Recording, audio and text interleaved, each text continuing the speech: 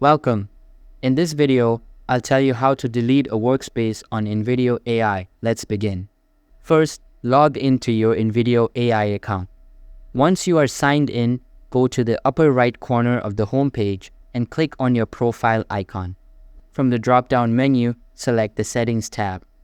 This will take you to the Settings section of the platform. Here, scroll down and click on the Manage Account option, which is the last item on the list. On the Manage Account page, you will see a list of all your current workspaces. To delete a workspace, find the one you want to remove and click on the Delete button in its row. A confirmation prompt will appear. Click Delete Workspace again to confirm your action. Once done, the selected workspace will be removed from your account. If the deleted workspace was your only one, you will see a screen prompting you to manage workspaces. You can either create a new workspace or restore a previously deleted one if available. That's it for this video. Thanks for watching.